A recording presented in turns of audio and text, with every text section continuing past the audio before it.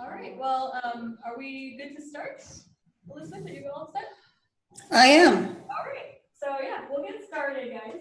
This is Dr. Elizabeth Kozlowski, and I'm going to do just a quick introduction, and then I'm going to let her take it away.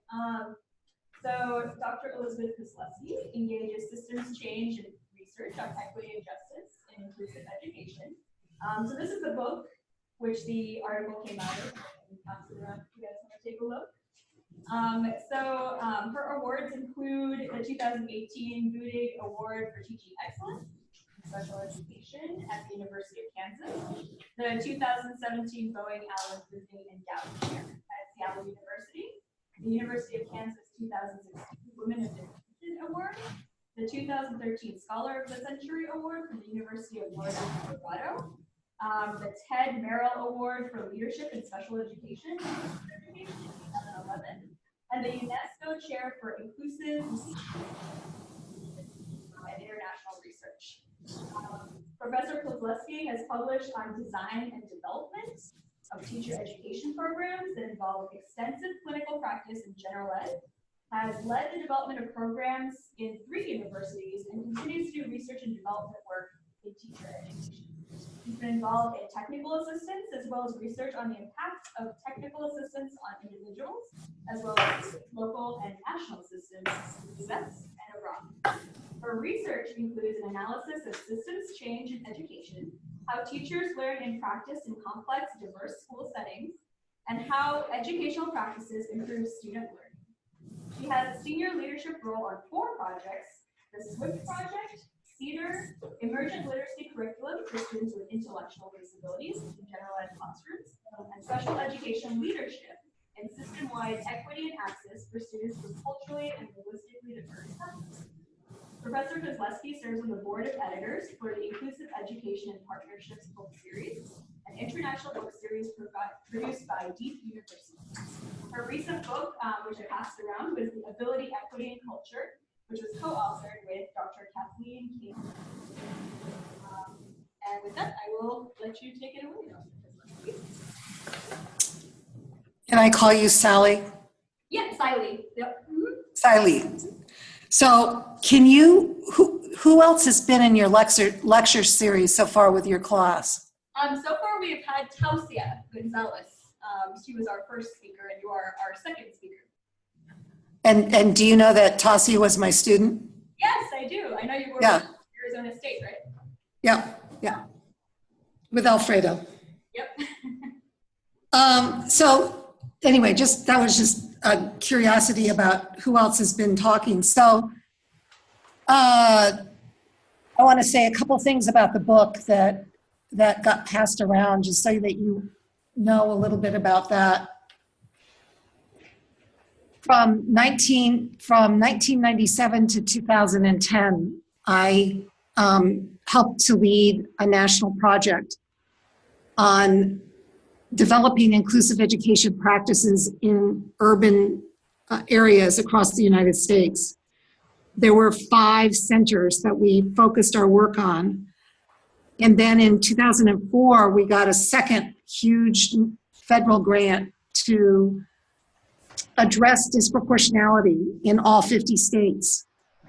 And in that project, we also worked with state departments. So we linked the work of the National Institute for Urban School Improvement that was focused on urban centers to work that we were doing at state departments to try and get states to think more critically about the disproportionality of children of color in special education, both over and underrepresentation. And the thing that's really neat about that book that you got a chance to look at is that almost all of the chapters were written by a practitioner and a faculty member. So there was a connection between what was going on in schools and what people were doing on the ground, and then the research that was going on to better understand what was going on in classrooms and to try and link that to policy recommendations and policy changes that states and the federal government could make to make special education a more productive experience for kids with disabilities. And I'm pretty sure by now that you all know that special education, which we hope is intended to provide support and develop the capacity of schools to support children with disabilities and their families, has had a very spotty record in the United States. And only about 56% of all children that go into special education and stay the course throughout their school careers graduate from high school. Did you know that? So that percentage of the population is about the same percentage as students who identify as American Indian or Alaska Native. It's a very low success rate, and it creates all kinds of questions about what we're doing with special education. So I wanted to set you up for this conversation today by reading the chapter that I gave Saleh to share with all of you, because I wanted you to think about the idea of learning as not something that's just a bunch of gears in your head, but that it's connected to life experience, and the ways that we know and how we make meaning are connected to cultural practices that we learn as young children in our families and in the communities that we live in. And that's hugely important when you consider the fact that schools continue to fail such a large number of kids.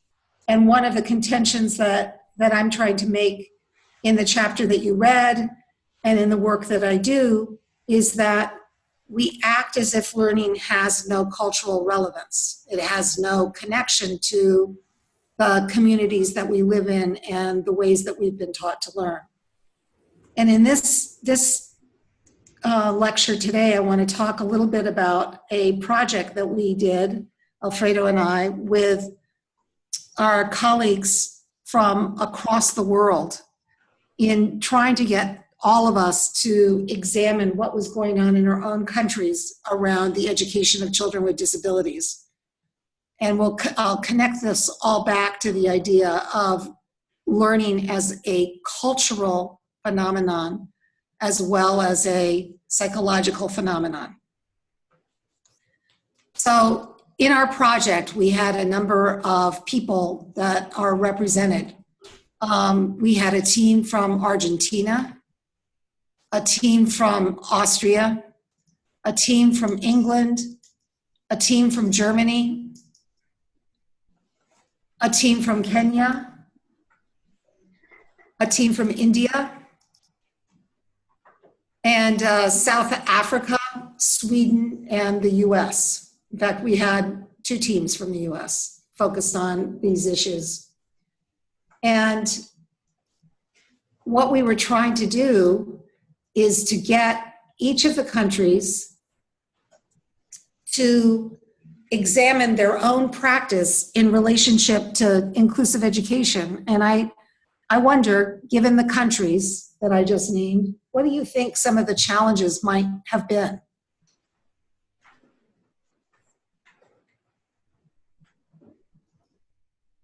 You guys think challenges with the countries that you're seeing? Yeah. Some of them are affected by civil discord, civil wars, fighting. So how do you prioritize education when you're also worried about how you're going to be safe sleeping at night? So because they're impacted by war and all of those, what was the last part of what you said? How do you prioritize education when you're worried about being safe while you sleep at night? Okay, so one question would be about asking to what degree were they even able to prioritize education? Anybody else? Language barriers? Say that loud, talk loudly because you're a long ways away from the microphone. Language barriers? Language barriers? Thank you, thanks. Yep, well, so language barriers. And so in South Africa, what do you think some of the language barriers would be? So you've got the British English, and then you've got the native African languages between the different tribes. They have their different dialects. Yep, there are 13 national languages in South Africa, so they've got to manage that. What else? With social status and having the economic means to get a better education or higher education. Yep, and we were focused on P12. So how does socioeconomic status affect that in a, let's say, a developing country like Kenya? Maybe you don't have transportation to get to school, to and from school, or you don't have enough money to buy resources like textbooks, materials. Okay. Well, even those that attend schools, they may not have desks or pencils even provided by the schools. So the schools themselves are in impoverished areas, have a lack of resources as well. And so if you have a child with a disability and you're a parent going to a school like that, what do you think the school might say to you? They can't come. We don't have enough supports for them to actually give them a meaningful education. And yet all of these nations have signed on to the United Nations manifesto that declares that inclusive education is the system of the country. So they've got the country has said, yes, we're going to do inclusive education, but the reality of the situation is that the systems don't have the funding and resources in order to do it. So how do they reconcile those two things? Any other ideas about what you think that we might learn from countries that have these kinds of resource poor situations? Not enough like educated teachers to even teach the education children. I didn't catch that. Just not having enough educated teachers, or teachers aren't given the education they need to be an effective teacher in an inclusive education experience. And how does that connect to what's going on in the U.S. today? In the U.S., like the $7 billion of cuts to education that's currently proposed. In our special ed classes, where I work at a school where about half my class comes from the most impoverished school in the district. So what's going on there that's not going on with the rest of the district? I mean, we have funding issues too. And you know that 48 out of our 49 states have special education teacher shortages. So what do you think the solution to that is? What, not the solution, but how do you think people are coping with that? What are they doing about that? Might be right or wrong, but what do you think is actually happening to serve kids? Emergency credentials, putting people in the classroom who may not be fully trained. Right, and putting lots of kids into general education when general education teachers might not know what to do, even though it's a practice that we hope would be something that would be kind of the norm in our school system. So one of the things that was really interesting to us when we started this project is that even though there are countries with more resources in this project than other countries, many of the same problems are being faced by nations, and the solutions that they're using to solve the problems also seem very similar. And so I'm going to talk a little bit about that and see what you learn from the experiences that we had together. So the project was to examine inclusive education from an emic perspective. That means from the inside out, not to look at it as outsiders trying to figure out what was going on, but to use teams of people, of educators who were in the schools doing this work and to have them become the researchers in our project. And to use something called socio-cultural activity theory. Have you heard of that before? Is that a familiar term?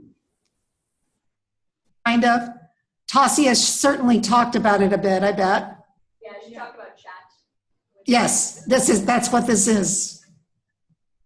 Cultural historical activity theory, to understand how inclusive education is conceptualized and realized in multiple countries. So the process was that we developed these teams and we had them meet in person 3 times over the course of 2 years. They met here at Stanford. They met at Leibniz University in Hanover, Germany, and they met at Arizona State University. So we came together as a team to learn from each other. And what we wanted to do was to challenge one another's assumptions about inclusive education and how it was being implemented in each of our countries, and the ways in which projects of inclusive education affected the outcomes for children. And in between each of the times that we came together, researchers went out and collected information about their sites. The first time that we met, we introduced them to something to chat. And slides are not advancing. Is there a way to advance them on your end? I'm on slide 7 right now, and I am advancing them, so it looks like they're advancing to me. Oh, okay. Yeah, because they're on our end. It's just the first slide there. Okay, you know what? I'll do it the old-fashioned way then. I will do it like this. Thanks for telling me that. So I'm talking away, going, oh, they can see everything. Can you see that? Yes. Okay. This is the activity, the cultural historical activity triangle. And basically what it says is that in any activity arena, you could think about a family. A family has a set of participants. A family also has artifacts like photograph albums and the equipment in their kitchens, the way that they make food, and the system that they have for sleeping at night, and the situation that they have for cleaning themselves and for using the bathroom and for interacting, whether they interact around a table or over food or do something else. But there's a set of artifacts that every learning arena or every arena has. And the artifacts in a classroom are desks and chairs and pencils and books, and you name some of those resources. And the interaction patterns that teachers have, where the teacher talks and students respond in some classrooms, and in other classrooms, students talk to each other. So they have these patterns of communication. And every activity arena has rules. And the rules mediate what happens too. And when the rules are understood, there's very little discussion about what those rules are. And sometimes they set things up in ways that some people have more power than others. And there's also a community that presses in on that arena and oversees what's going on. In a school, it might be the community that of all of the teachers, or the external community, the families and the businesses and the non-government agencies that look to school for certain kinds of services. And inside of the community, there's a division of labor, the people that take the garbage out, or the people that distribute the resources, or the people that assess the students, or the general educators who work with some groups of kids and the special educators that work with others. But the idea is that there's every system that we can think of, whether it's a huge federal system or a small family unit we can think of in terms of the cultural historical activity theory triangle, And the thing that mediates it, that actually changes things, are the kinds of artifacts that are introduced into that community. Some of them have historical significance. They come from the past and are in our present. So all of you, how many of you are special educators now? Special ed teachers, yeah. So I counted 3 arms that are up. Is that right? There's three more over there. There's a couple in the back. Yeah, 6. Okay, thank you. So a few more. For those of you that aren't special educators, are you educators?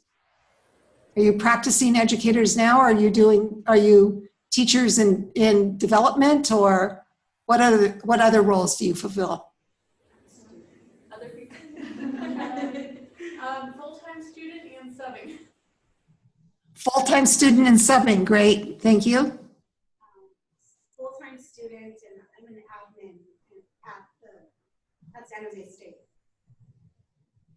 Full-time student, and I really didn't catch the last part. Administrator at San Jose State.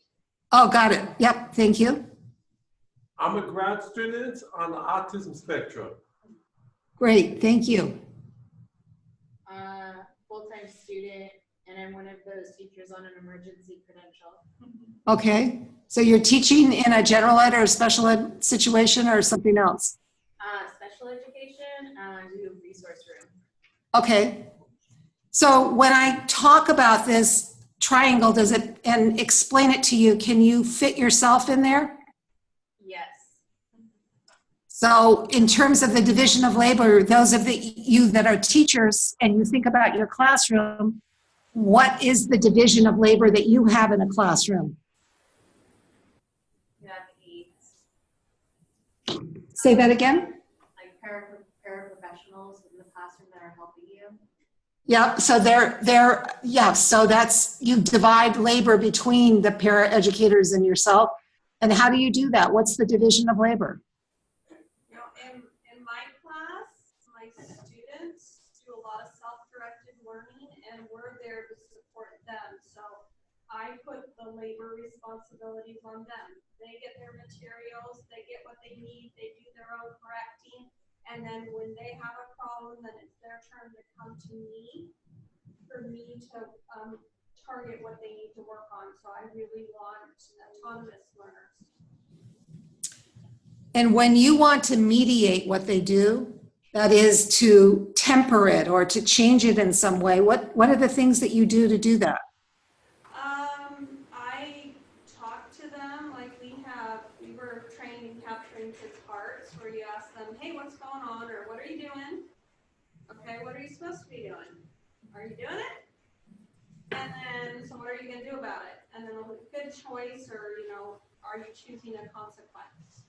So we do, that connects to our rules. I'm not sure if I fully understood your question, but, I pop in, so when, they make mistakes, then, hey, it's my turn to teach you something, and then I go over it. And then with the paras, as I'm teaching the paras the way I want them to work with students, so they're working with them, it's, in my way of thinking, my paras are open to suggest things, but they haven't been through a credential program, so sometimes they don't understand my thought process, so I want to make it very clear to them, and that our class, the hardest workers in our class should be our students.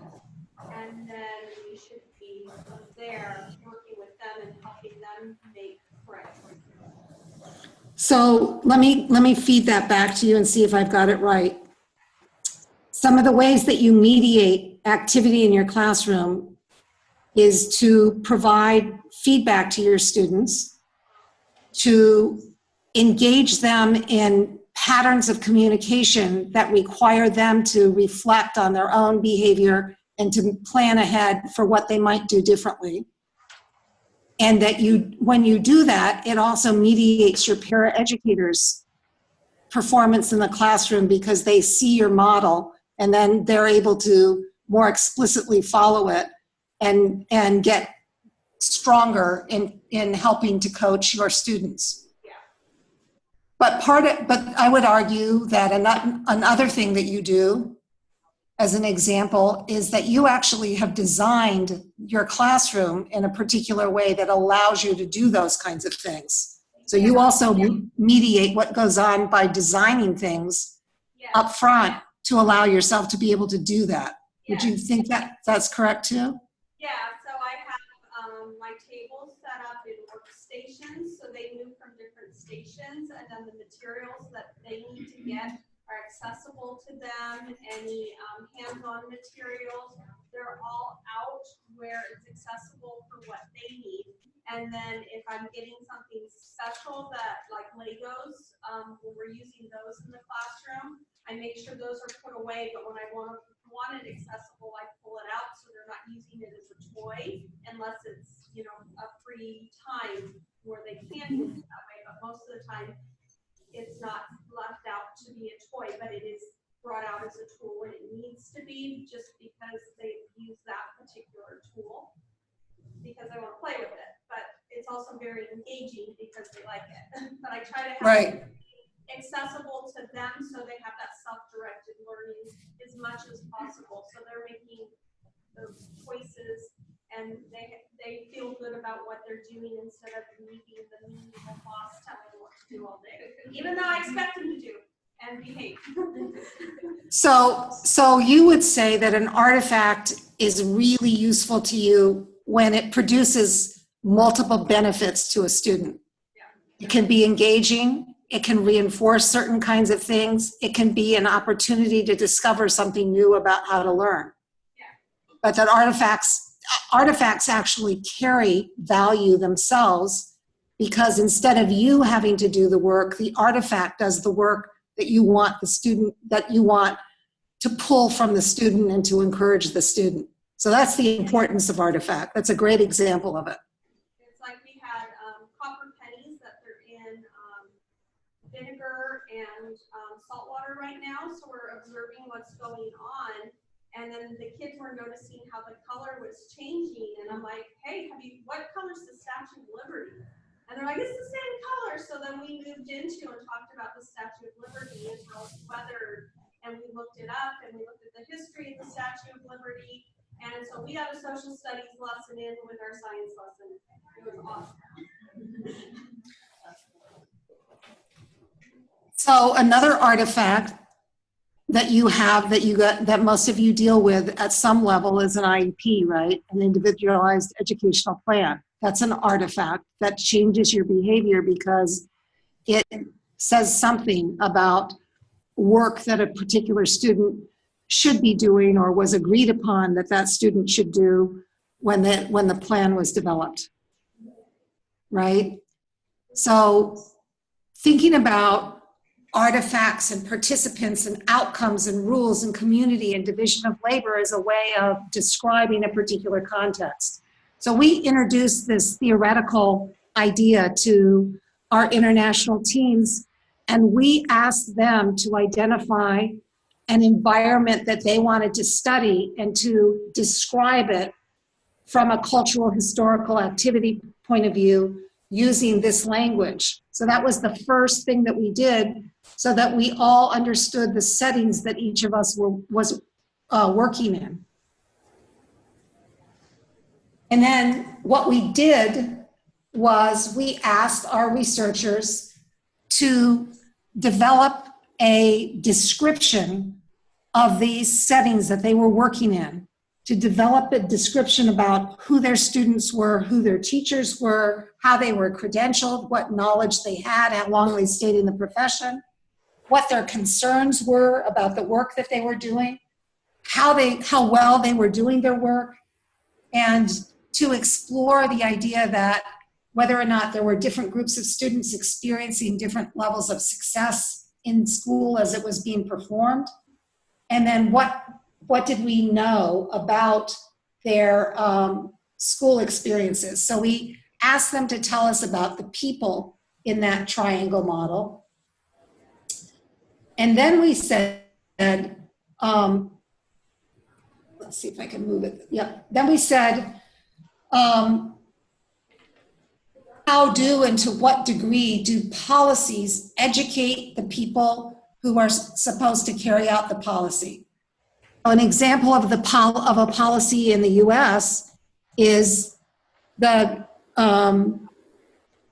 idea, the Individuals with Disability Education Act. That's a federal policy, and you all carry it out. Those of you that are in special ed, you carry out that policy on an ongoing basis. And it has a whole bunch of components. The question is,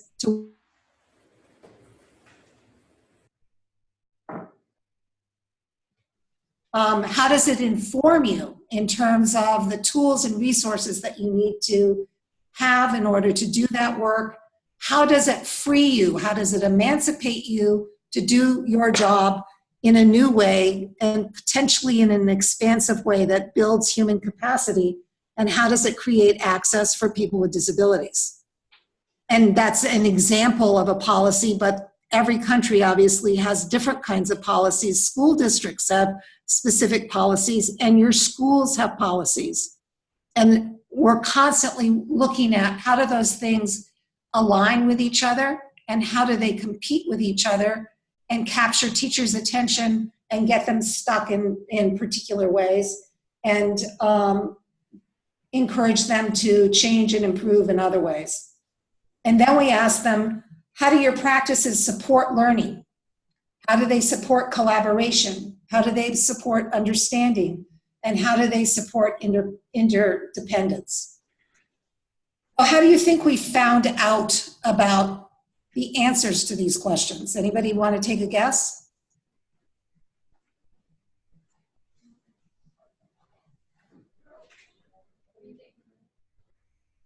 Did you guys do observations? We observed classrooms, yes. What else did we do? Questionnaires or surveys? Some people did survey research, that's right. What else did we do? Interviews? We interviewed people in the schools, we interviewed children, and we interviewed senior administrators in the school districts that we were studying. What else do we do? Did you maybe do focus groups like intervention groups? We did, well, focus groups would be like group interviews, right? So we did do some group interviews, yes. What about interventions? We didn't do any interventions because all we were trying to find out is how we were trying to look at what's going on now and look at it in a comparative way across our countries. So we had to kind of collect the same kind of information that was descriptive. Another resource, well, go ahead. How about ethnography of students and teachers? Did you do them as well? Ask that question again, please. Ethnographies of students and teachers in the schools. Did you? Ethnographies take a long time to conduct. Okay. So we spent about a year examining what was going on in these schools, but we didn't do I think you're asking about case studies. Did we examine a particular person and learn more about them in a really deep way over an extended period of time? We didn't do that. But that's a great question. Did you look at hard data, like the demographics of the school, looking at the way budgets are set up and where the budget is being placed? With one district spending 40% on special education, while another one's spending 70%. And why? Is there a difference? Is a district spending money on lawsuits versus a district spending more money on teachers? I mean, that could make a difference.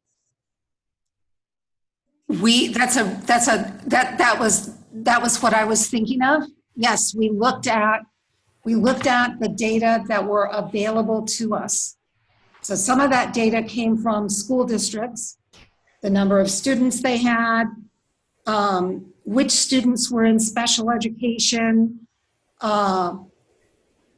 what students weren't in special education, costs of delivering education in particular forms. We also looked at the national data to look at the relationship between the national data and the local school systems to see if the local school systems were a mirror of what was going on nationally. We looked at the funding models. How did they fund? Did they give more money for some kinds of disabilities than others? What percentage of funding was going to support the special classrooms or the special schools? So we looked at a lot of that, not everything that you talked about, but we looked at a lot of those data. We were really interested in particular about were there specific nationalities, ethnicities, and racial groups that were identified for special education. We looked at the ethnic and racial composition of the teachers who taught the children in their various school locations. So all of the what I call extant, EXTANT data that were available to us, we used, and to help begin to map the resources that were being used in these different countries to understand what was going on. So we had interview data, we had focus group data, we had observational data, we had extant data, we had a variety of different kinds of data to help us look across our countries and understand better about what was going on.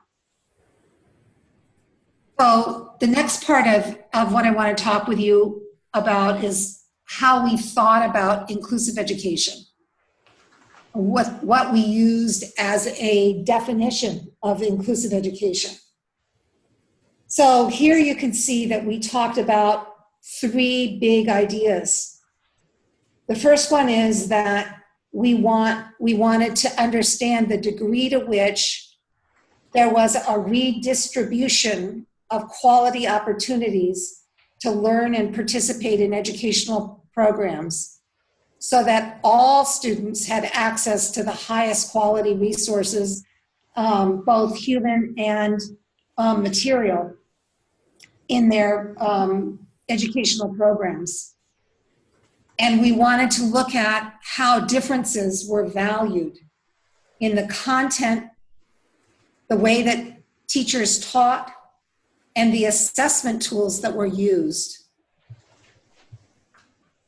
And then we looked for opportunities for marginalized groups in those societies to represent themselves in decision-making processes.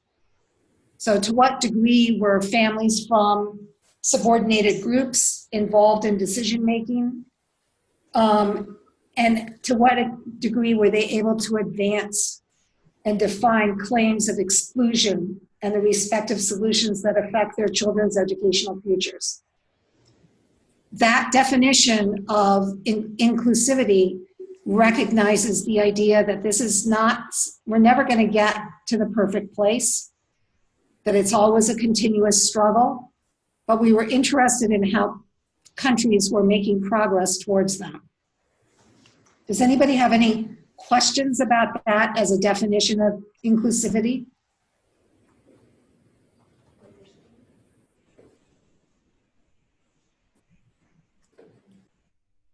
One of the things that I notice about that definition is it's not about a place. It's about creating opportunity and distributing resources in a way that gives everybody the opportunity to participate. And if participation isn't happening, then by default, inclusivity isn't either. What else do you notice about it? Something that stuck out to me, and having worked in, I work in a district with a lot of marginalized groups. It's a high percentage. And I have a kiddo that I did a mental health referral in 3rd grade. I have him again in 5th grade, and I've done 2 mental health referrals, and he's not getting that support. And mom wants the support, and my district isn't following through with him like they would for some other students of different ethnic populations. And it's really bothersome to me because it's not right. that my Spanish-speaking students are not getting the same level of support at the district level as my students, as my students who, my native language is English and they can communicate better at the district level, even though they have translators. It's like there's something broken, like they don't know who to talk to, and I'm just trying to do my part, and I'm very frustrated because I want to help this student, and the help isn't coming. And so one of the things that you're thinking about is the degree to which the redistribution or even the distribution of resources is not actually happening for that kid. Yeah. And you're naming some of the reasons that the child is being subordinated and the family is being subordinated. Yeah, because they won't sue versus other people. It comes down to the money issue. Who's gonna sue? So the kid with the one-on-one is the one with the lawsuit who's in the general education classroom. But the one who comes from their children of farm workers, same disability, they can't even get mental health services when this child is affecting his ability to, this kid has his overall IQ in third grade when we did his try was 124. And yet he's in my special education class because his OCD is so out of control that he cries if anybody touches him, like sobbing. He heard the word germs in his mouth and started spitting everywhere to get the germs out of his mouth. And this child isn't seen as important because his parents can't afford a lawsuit. I mean, I'm about ready to file a complaint with the state because it's not okay. They get help too. They have tried and they have that language barrier still, even though it shouldn't be. They have interpreters at the regional center. Well, the regional center never contacted me because we tried that. I've had this kid for 2 years. It's ridiculous what's going on. He's sliding under the radar and I'm not okay with it. Is there a special ed advisory group in your district? Well, in my district, we currently do not have a special ed director. The last one was fired. And then the number 2 person is out on medical leave. She has serious medical issues, so we're running around without a head. But the current special ed director is the one that put us in this really difficult situation. So when you file a complaint, who are you going to file it with? That's what I'm trying to figure out. That's the problem. I don't know. And people say, file a complaint with the state on behalf of the student, and I don't even know how to do it as a teacher. I right off the top of my head, because California is a new state to me, I don't know where your OCR office is, but there's an Office of Civil Rights that's housed in the U.S. Department of Ed that has a regional office that governs California. And 56% of the complaints that the Office of Civil Rights fields are special ed complaints. And that would be a place to file one. And what was that? And Remind me, I'm sorry. Office of Civil Rights. Office of Civil Rights. I'll look that up.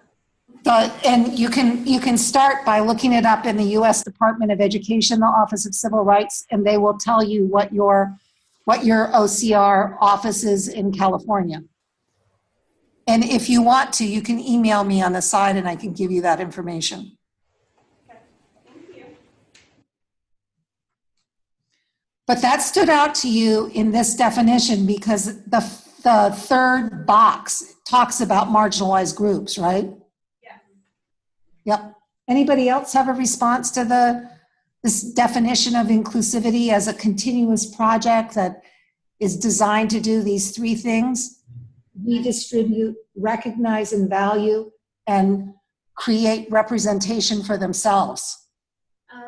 I kind of saw something. I feel like this definition actually celebrates and uses diversity of students as an asset to further advance their learning within the school system. And that's at least what I feel this definition is kind of getting at, is using their cultural experiences, using our personal experience as a way of teaching them. I think that that's a very helpful way of really talking about it and thinking about it, and also helping people understand that we're all in it together, working towards something, and that if we continue to work in this way, that we can really begin to make some difference in terms of who gets included and why they get included. But inclusivity is a response to marginalization. It's the resistance against marginalization. And thinking about that, one of the reasons that we end up in a place where we marginalize people is we don't talk about how culture permeates the way that we understand and we make meaning of the world around us. And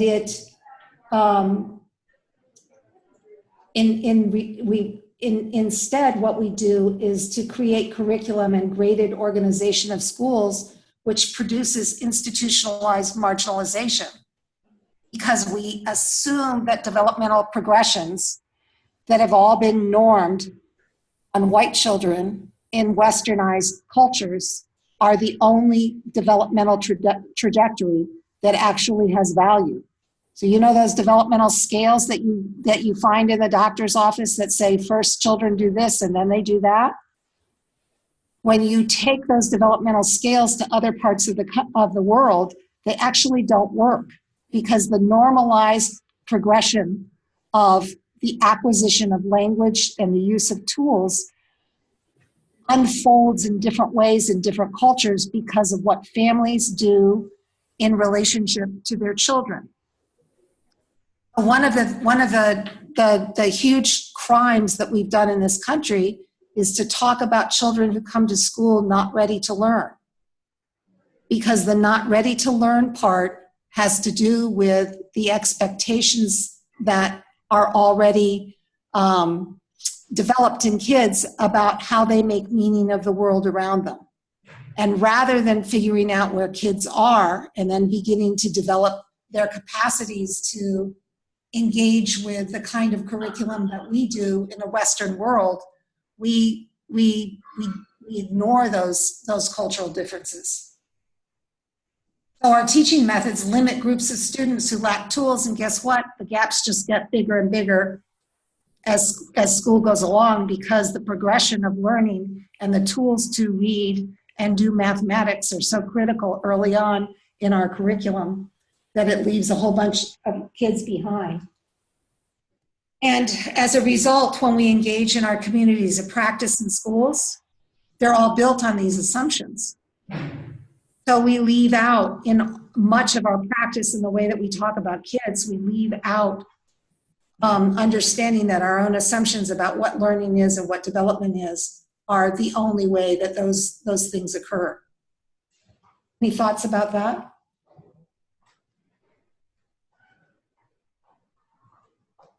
What does COP stand for, the acronym? Yeah, that acronym is Community of Practice.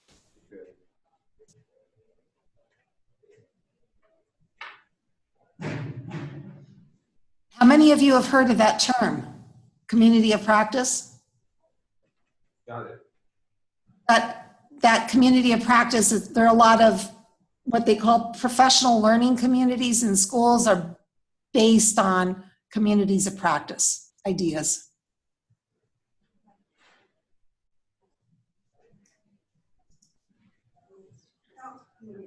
I was just reading a book about inclusivity in mathematics, and it was talking about a case study of this girl in 6th grade, how she's from Alaska and one of the native cultures there, and they were teaching math using the drawing of the fish and the fish tracks. And the student, this girl was a top student in 6th grade, could use high-level academic language. And then when she went to her 7th grade class, she was seen as a D student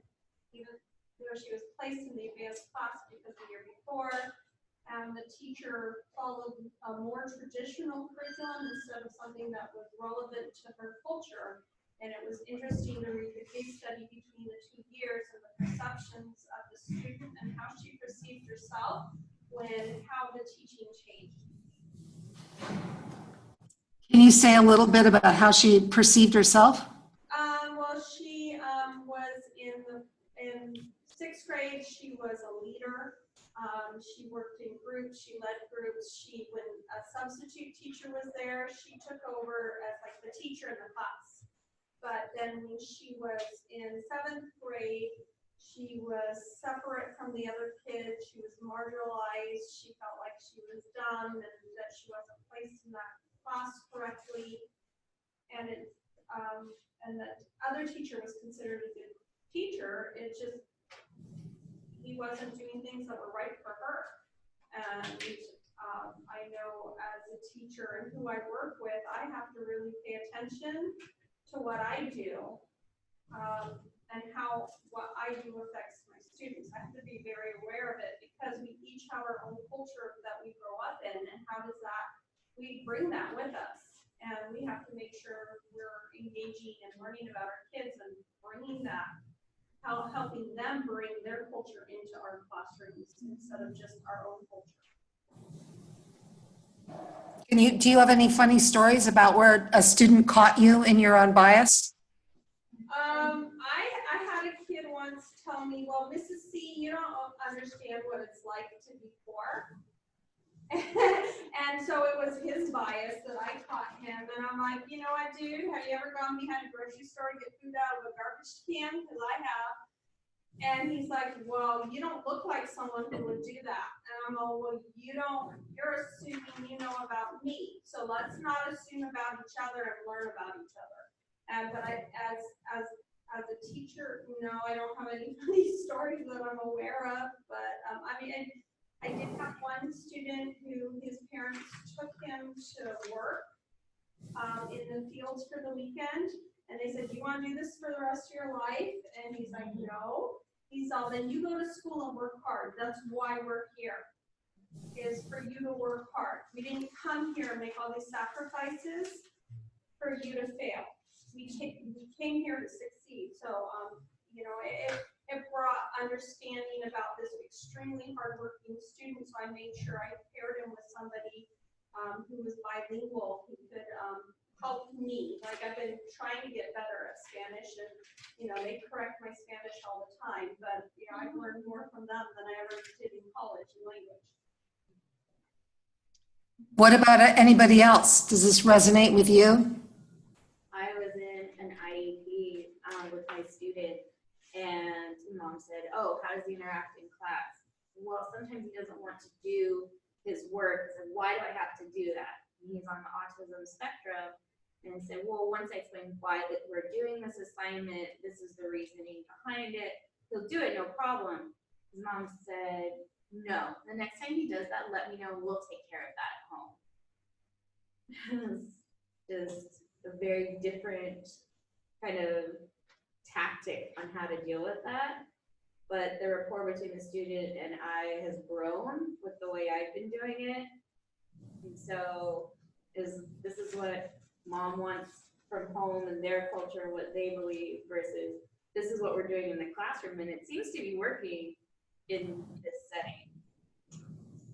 Thank you. My favorite story about myself is working with one of my students, my doctoral students from India, talking about English.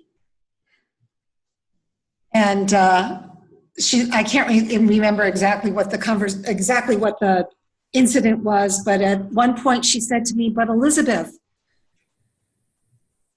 where is English? You know, how many people in India speak English? Whose English is it?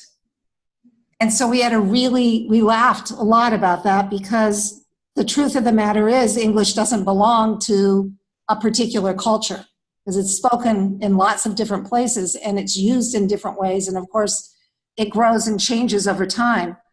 So the conversation about what is the correct grammar, what's the correct usage, all of that has to be tempered with understanding that English is a language that grows and changes because of the culture in which it's used. Anybody ever come across that?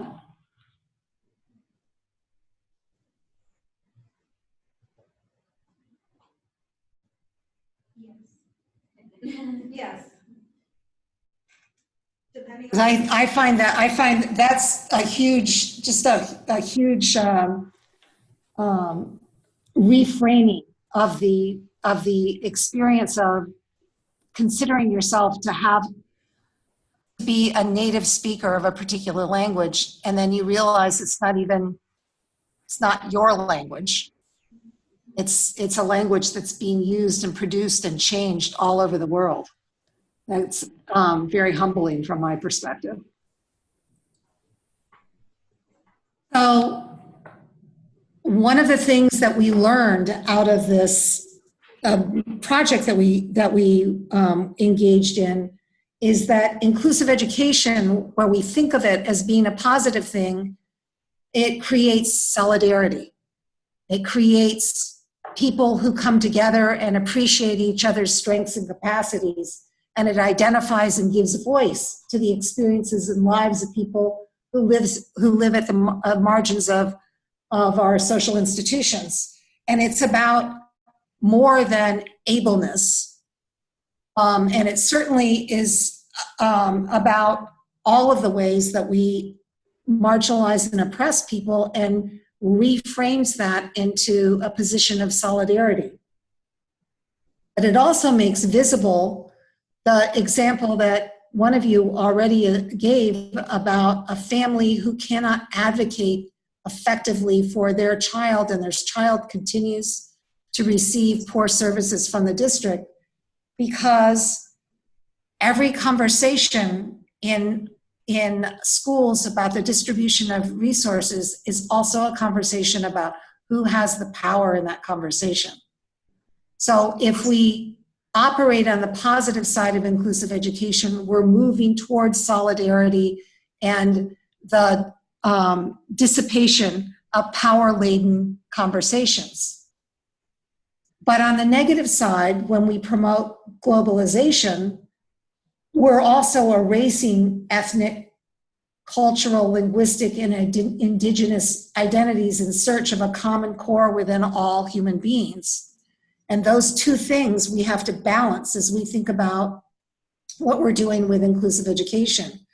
So this is an example of one of the teams in Europe found out when they were studying their educational system. This is Germany. And in Germany, at the time that we did this study, the huge influx of population in Germany was coming from Turkey. And when they began to examine what was happening to the Turkish immigrants in Germany, they discovered several things. But the most important from an educational point of view was that children of Turkish descent and children who bore Turkish passports were being overrepresented in special education at a rate of 2 to 1 to their German colleagues. And one of the things that became clear was that the German education system, which sorts and classifies all children at an early age, so you make it through grade school, and at the end of grade school, there's a decision that gets made on the basis of one test of whether or not you're going to follow a vocational track or an academic track.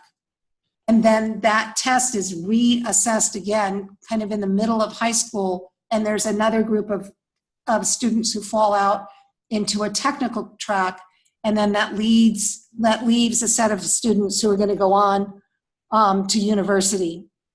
And so they sort their labor force early, and they don't reverse those decisions. And children who get placed in those tracks end up at different strata in their society. But what was happening in Germany at the time was that most of the Turkish kids were getting put into the vocational track and into special education at this very high rate.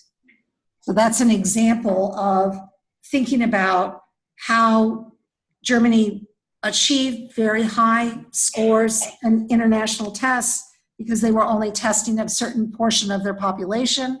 They were sorting their kids early, and they were sorting them based on cultural identity markers, not necessarily on ability. You think of an example that happens in a community in South Africa in a very similar way, where children who are in the Black townships who have very little access to resources and opportunities to learn school-related facts get sorted very early into vocational tracks and into vocational schools where they learn to make crafts that are sold to tourists under the assumption that their families are going to be very poor, and if the children don't learn a trade early, that is when they're in 6th and 7th grade, that the family's resources are going to be impacted by the fact that the child doesn't have a trade to practice. So the implications of this inclusivity permeate in all of these different cultures based on the assumptions that adults are making about the needs of the workforce and the capacity of the system to kind of stretch and grow in terms of who's there. I want to hear from you in terms of what that makes you think about what we do in our own system with our assessment and accountability. We have a family friend, and they had children when they were applying for school. When they were asked, oh, what's the language spoken at home, they put Spanish because his parents had immigrated from Mexico, and we speak Spanish at home. The minute they saw that, they were like, oh, he's going to be put in the EL class. He's like, no, my son was born in America. He speaks English. We speak Spanish at home, so that's what we do. And so he was basically told he had to test out of EL to be put in the general education classroom, but they're like, it's very unlikely he will test out because even though he's in 1st grade, we test at a 3rd grade level. So he was tracked just because someone put they spoke Spanish at home. I know. He fought. I think he got out eventually, but it was just like, why is my child being punished because of something I put on a piece of paper? If he spoke with my child, he would see he doesn't belong in this class. I mean, and he's being denied. He's being denied access. Yeah.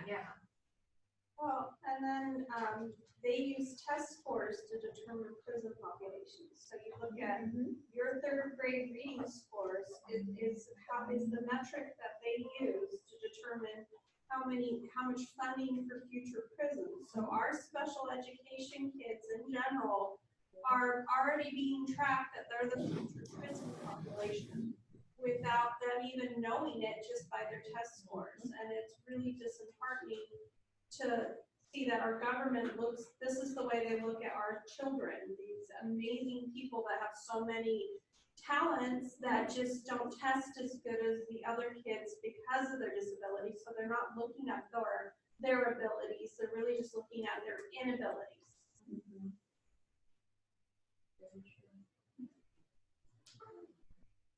Any other comments or thoughts?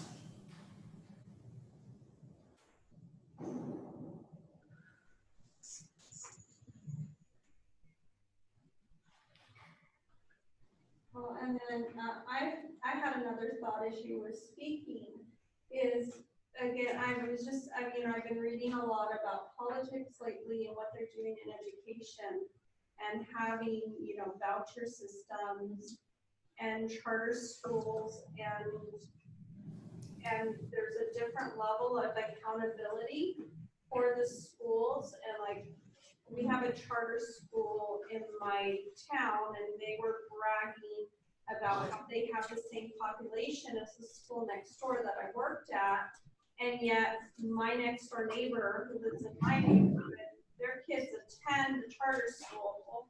So on paper, they look the same by the demographics, but really by money. And then one of the other kids in there that they were toting, this kid has an 800 Lexile in 3rd grade, and I know his mom personally, and she's a former teacher who, from the moment he came out of the womb, she was drilling reading into him.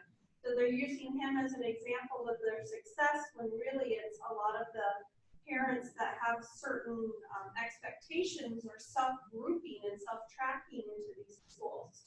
And so these schools are successful, but are they really? Is, you know, their on paper data looks like one thing, but the reality when you go in there and look, and you start looking at their neighborhoods and what kind of homes they can afford. It's not two parents working in a farm. It's one mom, you know, mom at home and dad's working in a Silicon Valley job.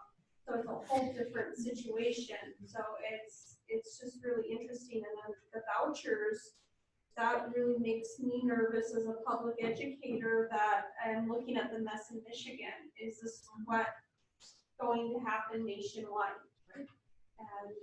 And then the fixing of the university scandal, how little they had in their own children, you know. Shoot, I'm here on my own merits, not my parents' merits, but you know, to have a top education because your parents bought somebody off is ridiculous. A lot of them also like faked accommodations on the testing for their students. So they said, oh, our kids have disabilities, like give them extra time, when it wasn't actually the case. Yeah.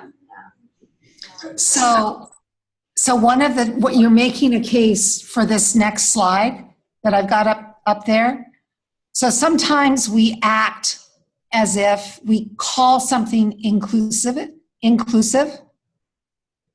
We act as if it's happening.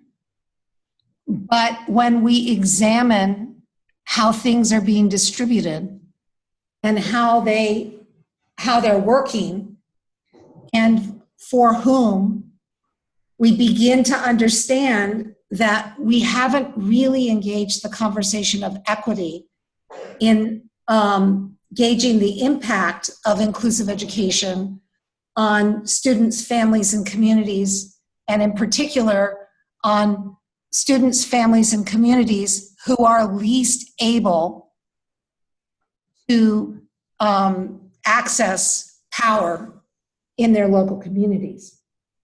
I want to ask a question. Where are we on time? We're a little over. Yeah, that's what I thought. I want to show you very quickly 3 slides and then we'll be done. I'm a little over. How badly over are we? About 5 to 7 minutes or something like that. Okay, all right. I'll do 3 more slides and then I'll be done. I want you to look at these 3 pictures with me. The first picture is the percent of kids who were African American at the time that we made this slide, who were identified as having emotional disturbance. If the percentage was close to the white kids, the state is blue. If the percentage was much higher, the states are red. So it's a heat map, and it's showing you the distribution of how we identified kids of particular racial groups. So in this map, what you see is that if you live in the Pacific Northwest and the northwestern part of the United States, and you're African American, you are more likely to be identified as emotionally disturbed than your white counterparts. Does everybody get that by looking at that map? Okay, so the next map is a map of where would you be identified as having a learning disability if you were African American. And you can see it's the western half of the United States, right? The eastern half of the United States does not over-identify African American kids for learning disabilities at the point in time when we were doing this particular study. And look what happened when we changed the diagnostic category to intellectual disabilities. If you were African American, where were you most likely to be identified with intellectual disabilities? It was in the southeastern part of the United States. So go ahead, ask the question. If it's a circle shade of blue, is it under-identified? Or, and then higher identified, or is it not? On these three maps, for this particular population of kids, there was no under-identification. But that's a great question, and there were for other people. There were for other groups, I mean. So the purpose of showing you these three maps is to ask you a question. Do you think that it was true that you were more likely to find kids who are identified as African American with emotional disturbance in the Pacific Northwest versus the southeastern part of the United States? That's what that map is saying, right? They're saying that, oh my gosh, we have African Americans in the United States, but in the southeastern part of the United States, they seem to have intellectual disabilities, and in the northwestern part of the United States, they seem to have emotional disturbance. Do you buy that? No. What do you think's happening? I think it's institutionalized racism. In what way? Well, they're seeing a kid that's angry and suddenly, oh, this angry child must be emotionally disturbed, when maybe the kid just, there's a lack of understanding, really what's going on. Diagnosing somebody with an emotional disturbance, that isn't something you should take lightly. So what's going on? Saying that. So just really quickly, because I'm running out of time, the way that I would say that is that each area was measuring difference using a different metric. So behavior became translated into emotional disturbance in one place, and the same kinds of kids, probably with the same repertoires of behaviors, were seen as having intellectual disabilities in another part of the country. That suggests to me very strongly that culture is driving the determination of what's going on, that it's, in fact, the thing there's nothing here that's psychological. It's all about culture and the historical cultural context of those communities, and those parts of the country, that's actually driving the diagnostic decisions that are getting made in schools.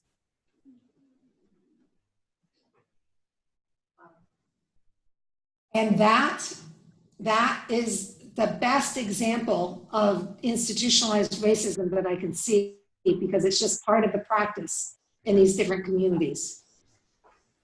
But we made maps like that for American Indian, Native American, for Latinx, for all kinds of groups, and saw the same kind of revolving patterns of what disability categories seem to be preferred for what groups of kids. And one of the things that became really important as we did this work was to demonstrate to people that it is the cultural assumptions that we have about the capabilities of kids that really make a huge impact on how we design and run our schools. And what we do in our communities of practice to reinforce that kind of thinking among the professionals who work in various communities. And that finding was true not only in the United States, but it was true in the other countries that we studied. what was preferred and not preferred, what was marginalized and not marginalized, was a reflection of the cultural, historical context of those countries. That is the thing that I'd like you to take away from this presentation, is that when you see disparity and inequity, you have to ask yourself, what is the cultural and historical context that's leading to this? That's the first step. And the second step is, what can we do as a community of professionals to resist and reflect on what's going on, and what can we do collectively to change our practice? How do we examine our curriculum? How do we examine the decisions that we make? Who do we let into our decision-making processes? Who will change the power dynamics of the decisions that we make? Those are questions I think that all educators need to be engaged in. It's not a special education problem, it's an education problem. And I leave you with that, and thank you for letting me be in your class, and I hope I didn't interrupt everything else that you had to do today, Saley. Oh, thank you so much for all of it. Yeah. Yep, yep. Thank you. And please share my email with people. They're welcome to get in touch with me if they want to follow up on any of this. Sounds good. All right, thank you. Bye-bye. Thank you.